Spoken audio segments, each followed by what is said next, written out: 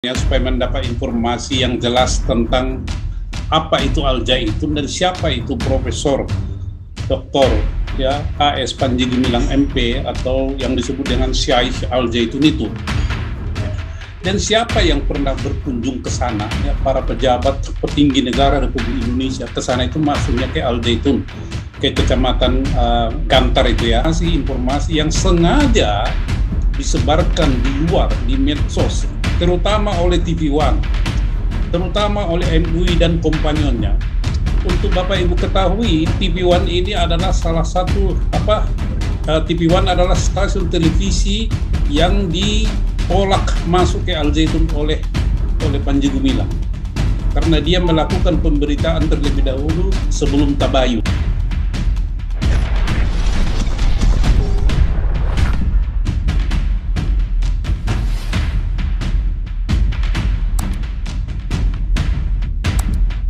Ya, supaya mendapat informasi yang jelas tentang apa itu Al-Zaitun dan siapa itu Profesor Dr. ya AS Panji Gumilang MP atau yang disebut dengan Syekh Al-Zaitun itu. Dan siapa yang pernah berkunjung ke sana, ya, para pejabat petinggi negara Republik Indonesia ke sana itu maksudnya ke Al-Zaitun, ke kecamatan Gantar itu ya, desa Mekarsari, desa yang sangat terpencil jauh dari kota Indramayu, tapi merupakan suatu daerah yang luar biasa setelah ditata dengan apik oleh masterpiece Panji Gumilang ini. Jadi biar teman-teman nanti jangan dituduh, wah ini membela membabi buta. Enggak, saya juga tadinya begitu. Saya tidak mau percaya begitu saja, menerima begitu saja, atau menolak begitu saja informasi-informasi yang sengaja disebarkan di luar, di medsos, terutama oleh TV One, terutama oleh MUI dan kompanionnya. Untuk Bapak Ibu ketahui, TV One ini adalah salah satu TV One adalah stasiun televisi yang ditolak masuk ke Al-Zaitun oleh Panji Gumilang karena dia melakukan pemberitaan terlebih dahulu sebelum tabayun, sama dengan MUI. Jadi kita bisa pahami betapa tidak sukanya Panji Gumilang terhadap MUI. Padahal sebelumnya seperti saya sampaikan tadi bahwa pada tahun 2003 ya kalau nggak salah itu ada ketua komisi ya komisi apa tadi itu dari MUI ya berkunjung ke sana dan mengatakan itu semuanya oke-oke saja. Ya, oke-oke saja. Nah, tetapi kenapa sekarang ini MUI begitu getol mendegradasi Al-Zaitun dan membuat penistaan ya, laporan penistaan agama. Ya, yaitu Kiai Haji Dr. Andus Slamet Effendi Yusuf MSI, Ketua MUI Bidang Hubungan Antar Agama tahun 1999 ini. Beliau ke sana ya. Dan mengatakan itu Al-Zaitun oke saja, fine gitu. Nah, jadi saya ingin menyampaikan informasi yang lebih lengkap Bapak Ibu, dan ini informasi bukan saya karang-karang. Saya waktu ke sana pada tanggal 31 Juli pada saat hari ulang tahun ke-77 Panji Gumilang, saya diberi buku ini.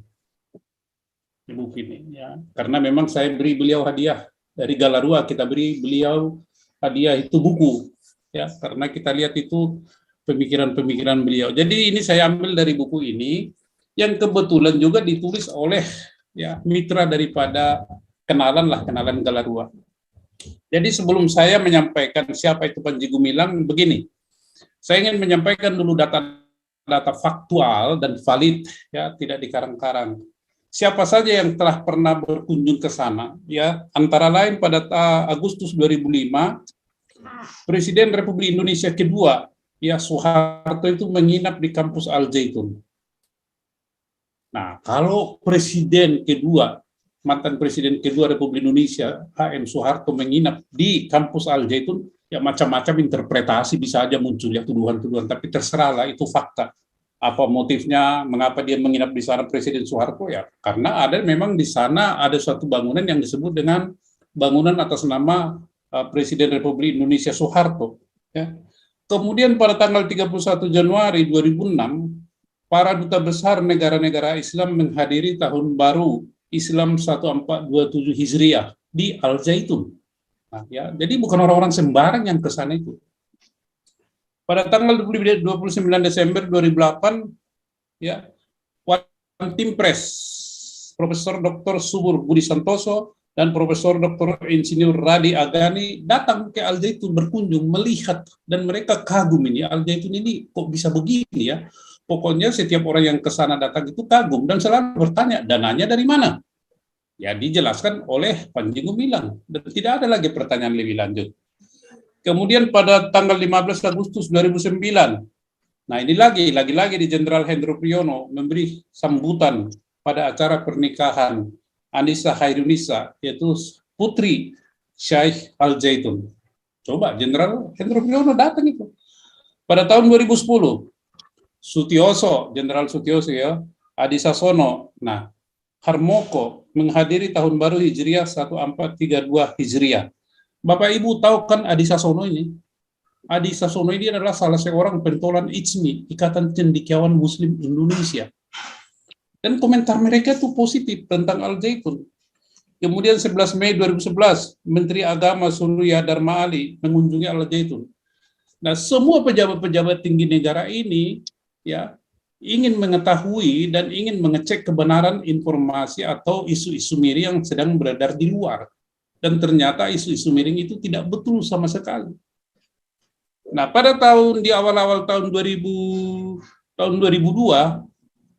itu satu tim dari Majelis Ulama Indonesia datang ke sana melakukan penelitian. Nah, lagi-lagi MUI diterima, tapi MUI ini melakukan penelitian subjektif dan tidak mendalam. Nah, Bapak Ibu, inilah fakta-fakta yang terjadi di seputar Al Zaitun, ya, sehingga kita bisa nanti menilai ada apa MUI ini, kok getol banget ini MUI memberitahukan ataupun mengobok-obok Al Zaitun, sementara para pejabat tinggi negara ini menyatakan oke dan menyatakan rasa kagumnya. Sama saja dengan ini, MUI menyatakan bahwa apa yang ditemukan para pejabat tinggi negara ini adalah bohong. Inilah kesombongan daripada MUI, ya, sombong banget gitu. Makanya saya bilang MUI adalah ormas oligark, ya, ormas oligark yang merasa hebat. Nah, Bapak Ibu akan saya sambung lagi. Siapa ini Profesor Syekh Abdul Salam Rashid Panji Gumilang ini? Beliau ini lahir pada tanggal 30 Juli 1946 di Gresik. Agamanya Islam. Jabatan utama adalah Syekh Al Zaitun. Dia adalah masterpiece Ma'had Al Zaitun. Nah, istrinya Fadida Al Widat.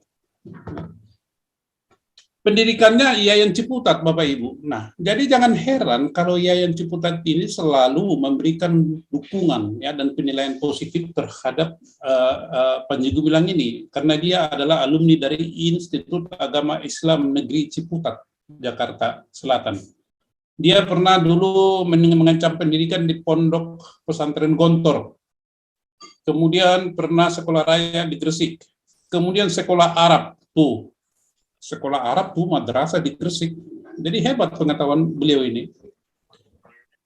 Nah, jadi kegiatan lain adalah pendiri dan pemimpin umum Majalah Berita Indonesia, pendiri dan pemimpin umum Majalah Al Zaitun. Organisasinya adalah HMI Yayan Ciputat. Ya. Beliau juga adalah pendiri dan ketua umum MIM, Masyarakat Indonesia Membangun, tahun 2012 sampai sekarang. Jadi kalau Bapak Ibu mau menjadi bagian dari organisasi Masyarakat Indonesia Membangun, silakan aja hubungi ke Al Zaitun. Ya, beliau ini mendapat penghargaan Dr. Honoris Causa bidang Manajemen, Education, and Human Resources oleh IMCA, International Management Centers Association, Revans University, Inggris.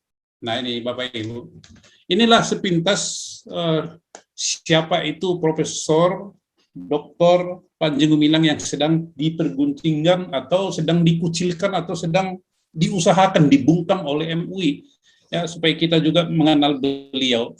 Nah, tambahan Bapak Ibu, di Al Zaitun itu diajarkan Pancasila, direaktualisasikan nilai-nilai Pancasila dan diimplementasikan, bukan hanya sekedar diwacanakan, diperbincangkan, tetapi betul-betul didalami, diaktualisasikan, dan diimplementasikan. Bukan oleh Panji Gumilangnya saja, tetapi oleh seluruh sivitas akademika yang ada di sana.